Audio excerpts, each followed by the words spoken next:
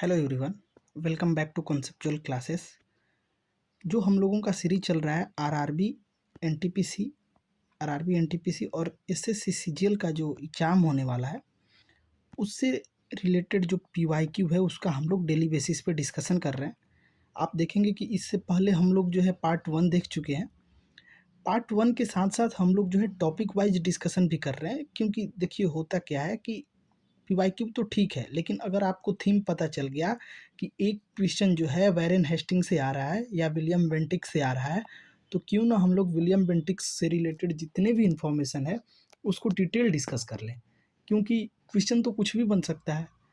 तो it's better कि हम लोग उस टॉपिक को ही पूरे डिटेल में स्टडी कर लें, सो दैट कि इन फ्यूचर अगर कुछ भी उनसे रिलेटेड क्वेश्चन इनकाउंटर होता है तो आप इस पोजीशन में हो कि उसका जो है आप आंसर करेक्ट मार्क करके आए।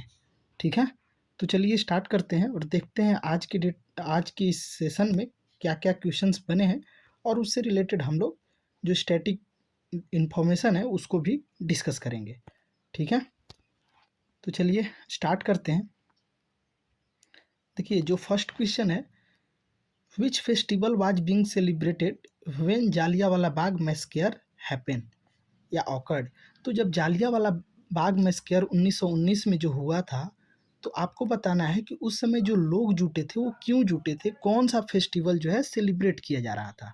ठीक है, तो हिंदी में भी देख लीजिए।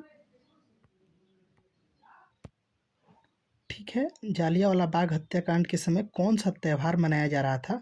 ऑप्शन ए है बैसाखी, ऑप्शन बी गुरु नानक जयंती, ऑप्शन सी है दिवाली और ऑप्शन डी होली। ठीक है, तो ऑप्शन और इस क्वेश्चन को सॉल्व करने से पहले हम लोग जो है इसको जालियांवाला बाग मैसेकर से रिलेटेड जो भी इंफॉर्मेशन, जो फैक्चुअल इंफॉर्मेशन है, जो किसी न किसी एग्जाम में पूछा गया है या फिर पूछा जा सकता है, उसको देख लेते हैं। तो देखिए जालियांवाला बाग मैसेकर जो हुआ था, ये आप देखेंगे कि 13 अप्रैल 1919 को हुआ था। कहाँ हुआ था? जालियांवाला बाग, जो कि अमृतसर पंजाब में है। उस दिन कौन सा ओकेजन था?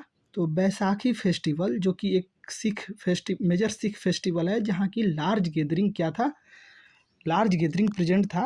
लाइक बहुत सारे लोग वहाँ एकत्रित हुए थे। ठीक है, तो कौन सा फेस्टिवल था? बैसाखी फेस्टिवल।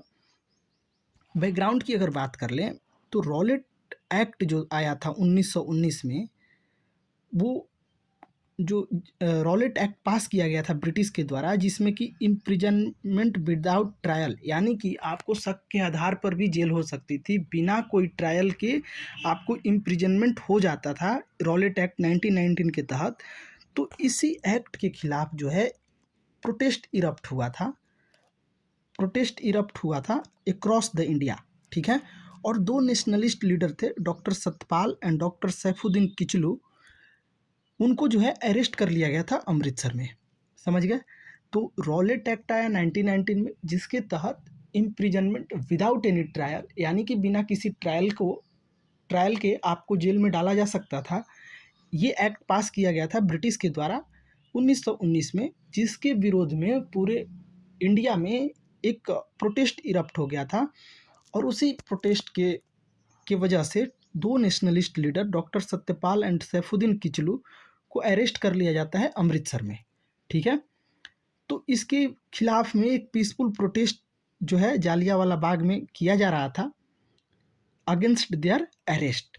इन दोनों नेशनलिस्ट लीडर का जो अरेस्ट हुआ था, उनके अरेस्ट के खिलाफ जो है ये एक पीसफुल प्रोटेस्ट हो रहा था जालियांवाला बाग में।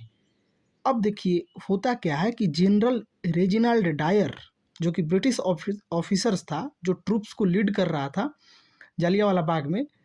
ठीक है, तो इसका भी नाम ध्यान रखिएगा, जनरल रेजिनाल्ड डायर। ठीक है, और उस गार्डन में क्या था कि एक ही नैरो एग्जिट था, जो कि डेथ ट्रैप का कारण बना। यानी कि पूरे गार्डन में केवल आप देखेंगे कि एक ही जो है एग्जिट था, वो भी नैरो एग्जिट था। अगर सपोज कीजिए कि ये जो है गार्डन है, तो ये केवल एक नैरो एग्जिट था, जो कि कारण बना डेथ ट्रैप का।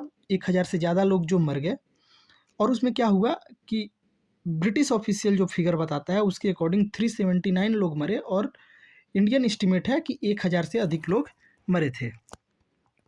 तो समझ में आ गया कि ये बैकग्राउंड क्या था, क्यों जो है जालियांवाला बाग मैस्केयर, या फिर यूँ कहें कि जालियांवाला बाग में जो लोग एकत्रित हुए थे, वो क्यों एकत्रित हुए थे? तो doctor Satpal Kitchlew and doctor Saifuddin Kitchlew के अरेस्ट के विरोध में। ये दोनों अरेस्ट क्यों हुए थे? क्योंकि एक एक्ट आया था, रॉलेट एक्ट 1999, जिसके तहत विदाउट एनी ट्रायल आपको इम्प्रिजनमेंट हो सकता था।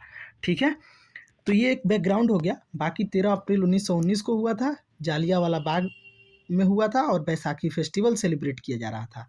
अब इसका इफेक्ट देख लेते हैं, क्योंकि इम्पोर्टेंट है, इसको आप बहुत जगह लिंक कर सकते हैं। तो इफेक्ट क्या हुआ, इस जो मैस्केयर हुआ जालियांवाला बाग, इसका इम्पैक्ट क्या हुआ? तो आप देखेंगे कि रविंद्रनाथ टैगोर जो थे, वो अपने नाइटहुड उपाधि जो उनको मिला था, वो वापस कर दिए, रिनाउंस कर दिए। ठीक है, तो रविंद्रनाथ टैगोर जी अपना नाइटहुड का उपाधि जो है रिनाउंस कर दिए, और महात्मा गांधी जो ब्रिटिश को सपोर्ट कर रहे थे, उस सपोर्ट को विथड्रॉ कर लेते हैं, और नॉन कोऑपरेशन मूवमेंट 1920 में लॉन्च कर देते हैं। ठीक है, तो नॉन कोऑपरेशन मूवमेंट किसके खिलाफ लॉन्च होता है? तो एक्चुअली आप देखेंगे कि रॉलेट एक्ट ही होता है, और यू कैन से कि जालियांवाला बाग मैस्केयर के बाद। ठीक है, तो रविंद्रनाथ टैगोर अपना नाइटहुड का उपाधि जो है रिनाउंस कर देते हैं। महात्मा गांधी जी जो है वो नॉन कोऑपरेशन मूवमेंट लॉन्च कर देते हैं 1920 में। ठीक है, अब इसके बाद हंटर कमीशन बैठाता है ब्रिटिश गवर्नमेंट, ये जानने के लिए कि क्या रीजन था इस मैस्केयर का। ठीक है, तो हंटर कमीशन आता है 1919 में, जो हंटर कमीशन सेट हुआ था to investigate the massacre, but no major action was taken against Dyer. आप देखेंगे कि जो हंटर कमीशन बैठाया गया था जिस चीज़ के लिए, कि जाइए आप जो है इन्वेस्टिगेट कीजिए इस मैस्केयर के बारे में, लेकिन उसके इन्वेस्टिगेशन के बाद भी कोई एक्शन जो है नहीं लिया गया था डायर के खिलाफ। वहीं डायर जनरल रेजिनल डायर, जो कि इस ट्रूप को लीड कर रहा था। ठीक है, अब देखिए अब होता क्या है, अमृतसर से ही एक उधम सिंह वीर क्रांतिकारी हुए, जो कि इस मैस्केयर का बदला लेने के लिए उधम सिंह जी जो थे, वो माइकल ओ डायर का असैसिनेट कर देते हैं, हत्या कर देते हैं 1940 में लंदन में। ठीक है, जो कि पंजाब का लेफ्टिनेंट गवर्नर था। ठीक है, तो ये सब जो है आफ्टर इफेक्ट हुआ। रविंद्रनाथ टैगोर जी नाइटहुड का उपाधि जो है रिनाउंस कर देते हैं। Mahatma Gandhi non cooperation movement launch करते हैं 1920 में। हंटर कमीशन का जो सेटअप होता है 1919 में, उसका जो है कोई भी कंक्लूडिव एक्शन नहीं होता है अगेंस्ट डायर। उसके बाद उधम सिंह, जो कि पंजाब अमृतसर के रहने वाले थे, वो लंदन में जाकर 1940 में माइकल ओ डायर का हत्या कर देते हैं। ठीक है, और अगर सिग्निफिकेंस की बात करें कि इस मैस्केयर से हुआ क्या, तो ये एक टर्निंग पॉइंट था इंडियाज फ्रीडम स्ट्रगल में। और यहाँ से ब्रिटिश का जो ब्रुचुअलिटी था, जो ब्रिटिश का हेट्रेड था इंडियंस के लिए, वो एक्सपोज्ड होता है, और ये जो है नेशनलिस्ट सेंटिमेंट्स को बढ़ाता है। ठीक है, तो जब लोगों ने देखा कि भाई मैस्केयर हुआ, जनरल रेजिनल डायर ने आदेश दिया, लोग मरे, उसके बाद हंटर कमीशन आता है, लेकिन तब भी उसके बाद भी कोई एक्शन नहीं लिया जाता है डायर के खिलाफ। तो इससे लोगों को लगा कि ब्रिटिश जो है, ब्रिटिश की ब्रुचुअलिटी लोगों को पता चला। और उसके बाद देखेंगे कि जब ब्रिटिश ब्रुचुअलिटी लोगों को पता चला, तो ये एक नेशनलिस्ट सेंटिमेंट को पूरे इंडियंस में जगाने का काम किया। ठीक है, इसके बाद देखेंगे कि strengthen Gandhi's resolve for complete independence, पूर्ण स्वराज का जो सपना था, उसको जो है एक बल मिला। तो मुख्य रूप से इतना सारा इन्फॉर्मेशन आपको पता होना चाहिए था जालियांवाला बाग से रिलेटेड। होपफुली अब जो है आप इजीली इस क्वेश्चन को कर लेंगे, क्योंकि ये क्वेश्चन तो इजी है, आप स्टार्टिंग के 3 पॉइंट से ही इसको कर लेते हैं, लेकिन बाकी इन्फॉर्मेशन भी जानना ज़रूरी था। ठीक है, तो अब देखिए इसका ऑप्शन क्या होगा। Option C, option A Baisakhi is the correct answer. ठीक है, तो ध्यान में रखिएगा इतना सारा पॉइंट। और जो मेन पॉइंट ये है कि जो एक्ट था, कौन से एक्ट के खिलाफ इन दोनों नेशनलिस्ट का अरेस्ट होता है, और इसी के अरेस्ट के खिलाफ लोग जो है एकत्रित हुए थे जालियांवाला बाग में। ठीक है, बाकी चलते हैं नेक्स्ट क्वेश्चन पे। देखिए नेक्स्ट क्वेश्चन है, the first captain of Indian cricket team for one day international was, यानी कि ओडीआई में वनडे इंटरनेशनल में भारत का पहला कप्तान कौन थे? ऑप्शन है आपका अजीत वाडेकर, ऑप्शन बी है सुनील गावस्कर, ऑप्शन सी है Kapil Dev and option D है सीके नायडू। तो आप देखेंगे कि जो फर्स्ट टेस्ट, पहले इसका इंफॉर्मेशन डिस्कस कर लेते हैं, then at the end we will solve this question. तो आप देखेंगे कि जो टेस्ट क्रिकेट था उसके फर्स्ट कैप्टन कौन थे? सीके नायडू। ये क्वेश्चन बहुत बार पूछा जा चुका है। अब देखिए उसी का एक्सटेंडेड वर्जन आया, नेक्स्ट लेवल का क्वेश्चन आया कि ओडीआई क्रिकेट के कैप्टन कौन है। तो ओडीआई क्रिकेट के कैप्टन कौन थे? अजीत वाडेकर। 1974 में ओडीआई खेली थी पहली बार भारतीय टीम। उसके बाद टी20 क्रिकेट की बात करें तो टी20 क्रिकेट के प्रथम कप्तान इंडिया के कौन थे? वीरेंद्र सहवाग, जो कि 2006 में खेला गया। ये तीनों पॉइंट आपको पता होना चाहिए कि टेस्ट क्रिकेट में सीके नायडू, वनडे में अजीत वाडेकर और टी20 में वीरेंद्र सहवाग। अब कुछ और इससे रिलेटेड इन्फॉर्मेशन है, फर्स्ट इंडियन से रिलेटेड क्रिकेट के क्षेत्र में, उसको भी देख लेते हैं। तो first Indian to score a century in test cricket, test cricket में शतक लगाने वाले प्रथम भारतीय कौन थे?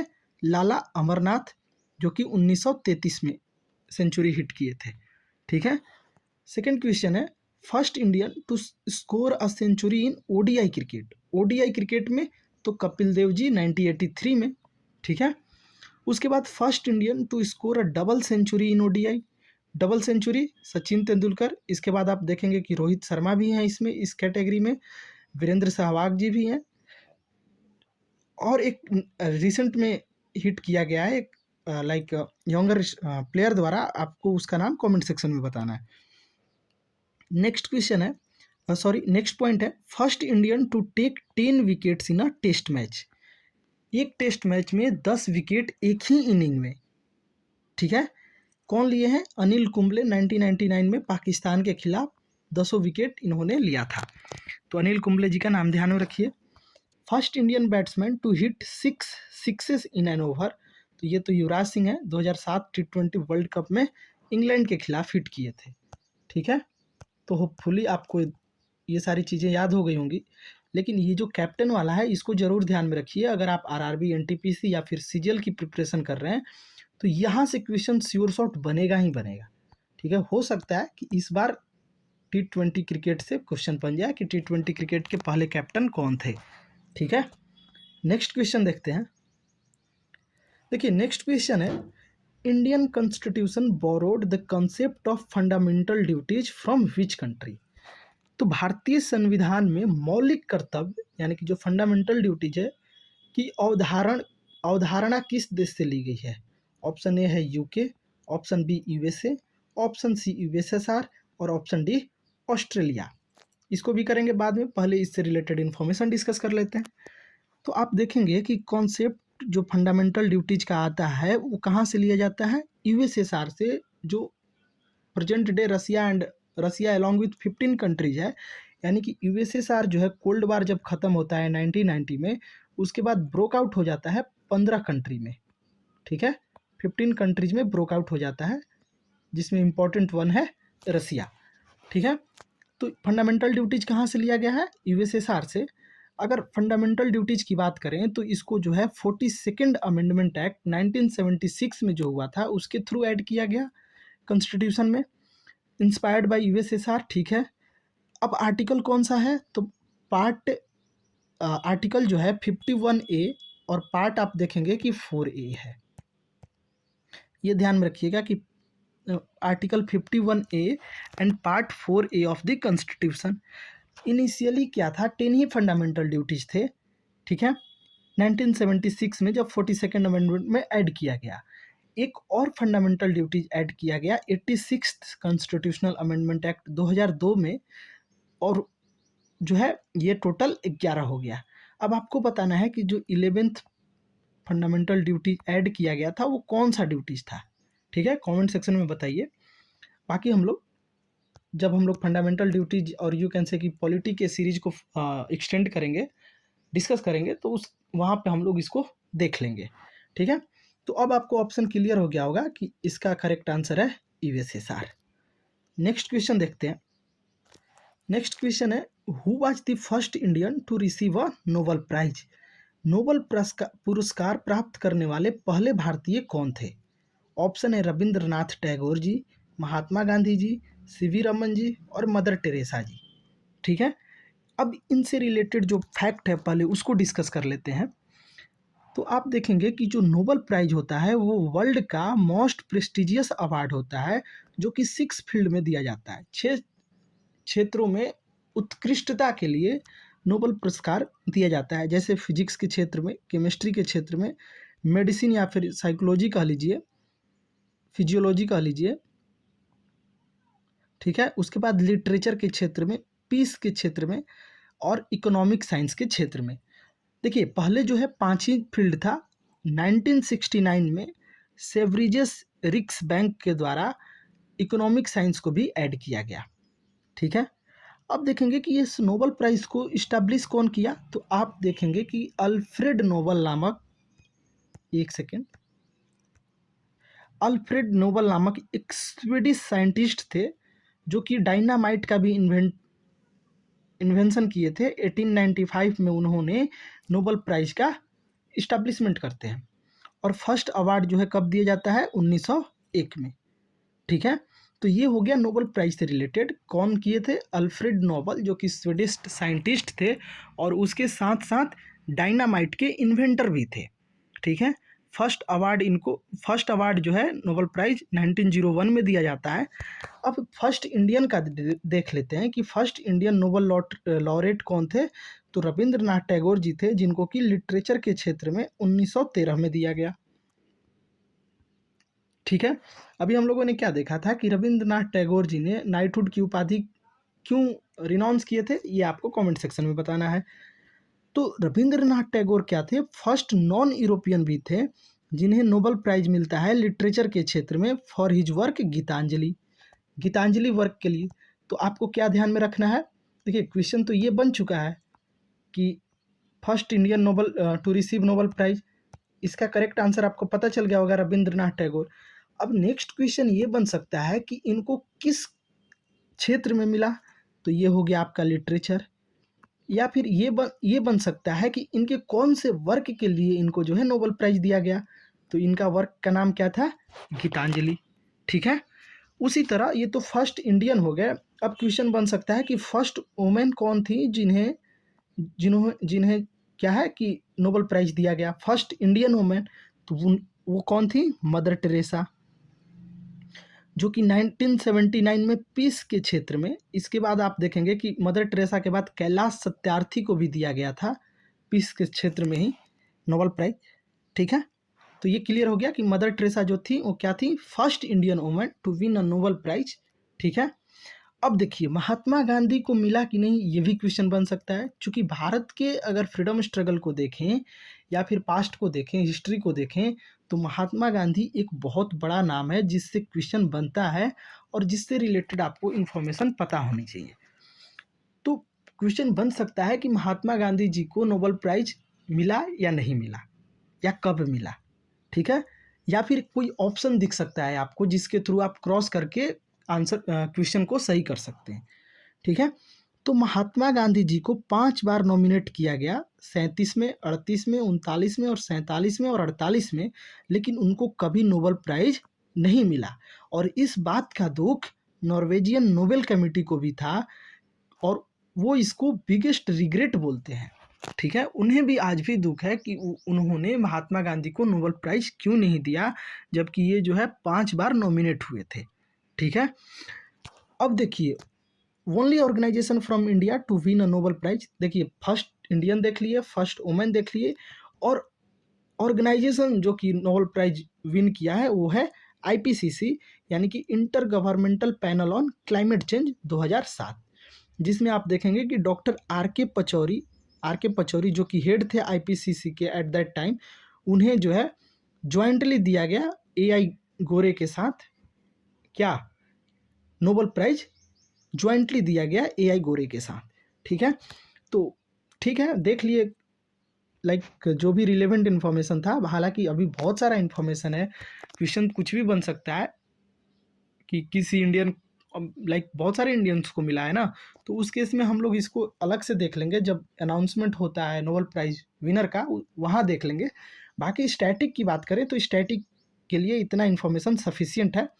ये ध्यान रखिएगा कि अल्फ्रेड नोबल के नाम पे और डायनामाइट का ये डिस्कवर किए थे, ठीक है। फर्स्ट हो गया इंडियन, फर्स्ट वुमेन ध्यान में रहेगा, फर्स्ट ऑर्गेनाइजेशन ध्यान में रहेगा, इतना इन्फॉर्मेशन सफिशियंट है। नेक्स्ट क्वेश्चन देखते हैं।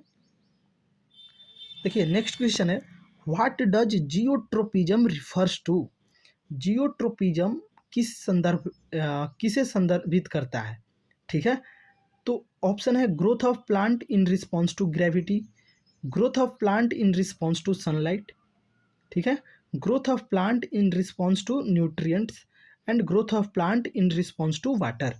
तो देखिए जियोट्रोपिज्म क्या होता है, अगर इसको आप ब्रेक डाउन करेंगे तो जियो प्लस ट्रोपिज्म, जियो मतलब ग्रेविटी से रिलेटेड, यानी कि ग्रेविटी ट्रोपिज्म भी इसको बोलते हैं, ठीक है। और इसका मतलब होता है growth of plant in response to gravity. अब देखिए ग्रेविटी यहाँ है, नीचे की ओर लगता है, तो अगर नीचे की ओर जाएगा जैसे कि रूट ग्रो डाउनवर्ड, तो ये क्या हो जाएगा, पॉजिटिव जियोट्रोपिज्म। क्यों पॉजिटिव होगा, क्योंकि ये ग्रेविटी के डायरेक्शन में है, ठीक है। अब देखिए जो शूट्स होता है वो ऊपर की ओर ग्रो होता है, तो इसको हम लोग निगेटिव जियोट्रोपिज्म बोलेंगे। क्लियर। जियोट्रोपिज्म क्या होता है, growth of plant in response to gravity. उसके बाद आप देखेंगे कि जो रूट्स का ग्रोथ होता है वो पॉजिटिव जियोट्रोपिज्म होता है। क्यों होता है, because it's in the direction of gravity. इतना ध्यान में रहेगा। इस पे क्वेश्चन बन सकता है कि देखिए अभी क्वेश्चन बन गया कि जियोट्रोपिज्म क्या है, नेक्स्ट क्वेश्चन बन सकता है कि शूट का जो ग्रोथ होता है वो पॉजिटिव जियोट्रोपिज्म होता है या निगेटिव जियोट्रोपिज्म होता है, ठीक है। तो ये आपको पता होना चाहिए, कन्फ्यूजन नहीं होना चाहिए कि रूट्स अगर नीचे की ओर बढ़ रहा है तो वो निगेटिव जियोट्रोपिज्म होगा, बिल्कुल नहीं। रूट्स नीचे की ओर जा रहा है एंड ग्रेविटी भी नीचे की ओर लगता है, दैट्स वाई दोनों सेम डायरेक्शन में है, इसीलिए जो रूट्स का ग्रोथ होगा वो पॉजिटिव जियोट्रोपिज्म होगा, ठीक है। अब देखिए जियोट्रोपिज्म से रिलेटेड और भी कुछ कुछ टर्म होता है, ट्रोपिज्म से रिलेटेड मोर स्पेसिफिक अगर बात करें तो जैसे देखिए फोटोट्रोपिज्म, फोटो मतलब होता है लाइट, तो लाइट के रिस्पेक्ट में, ठीक है। जैसे sunflower bending toward light, light की ओर झुकता है, तो ये उस केस में हो जाएगा। जियोट्रोपिज्म देख लिए। उसके बाद हाइड्रोट्रोपिज्म, हाइड्रो मीन्स वाटर, तो roots growing toward a water source से। उसके बाद थिग्मोट्रोपिज्म, थिग्मोट्रोपिज्म मतलब टच, जैसे टेंड्रिल्स होता है of a climber wrapping around support. जैसे कि आप देखे होंगे जो क्लाइंबर्स होता है जो सपोर्ट देंगे उसी के सपोर्ट के अकॉर्डिंग जो है खुद को रैप अप कर लेता है, तो ये हो गया थिग्मोट्रोपिज्म, जिसमें टच जो है स्टिमुलस होता है, यानी कि टच के रिस्पॉन्स में ग्रोथ होता है, ठीक है। तो ध्यान रहेगा फोटोट्रोपिज्म, तो photo means light, geo means gravity, hydro means water and thigmo means touch, ठीक है। नेक्स्ट देखते हैं। नेक्स्ट क्वेश्चन है, which art form was Mrinali Sarabhai associated with. Mrinalini Sarabhai किस कला रूप से जुड़ी हुई है। देखिए कला से के क्षेत्र में आर्ट फॉर्म वाला जितना भी है उसको हम लोग सेपरेट जब आर्ट एंड कल्चर स्टार्ट करेंगे तब देखेंगे। फिलहाल ये क्वेश्चन चूंकि पूछा जा चुका है तो इसको देख लेते हैं। तो आप देखेंगे कि जो मृणालिनी साराभाई जी जो हैं वो एक क्लासिकल डांसर थी एंड कोरियोग्राफर हैं, primarily associated with the art form of Bharatanatyam. तो इसका करेक्ट आंसर हो जाएगा आपका भारतनाट्यम, ठीक है। नेक्स्ट क्वेश्चन देखते हैं। नेक्स्ट क्वेश्चन है, who discovered the electric dynamo in 1831 making electricity viable for use in technology. देखिए इस क्वेश्चन को थोड़ा सा हम लोग डिटेल में जाते हैं और देखते हैं कि इलेक्ट्रिसिटी का डिस्कवरी कैसे हुआ। तो आप देखेंगे कि इलेक्ट्रिसिटी का कभी डिस्कवरी नहीं हुआ, ये एक जो आप समझ सकते हैं कि ये एक इलेक्ट्रिसिटी जो है ये क्या है, एक इवॉल्विंग टर्म है। जैसे आप देखेंगे कि जो सबसे पहले स्टैटिक इलेक्ट्रिसिटी का ऑब्जर्वेशन किसने किया, स्टैटिक इलेक्ट्रिसिटी का ऑब्जर्वेशन आप देखेंगे कि थेल्स ऑफ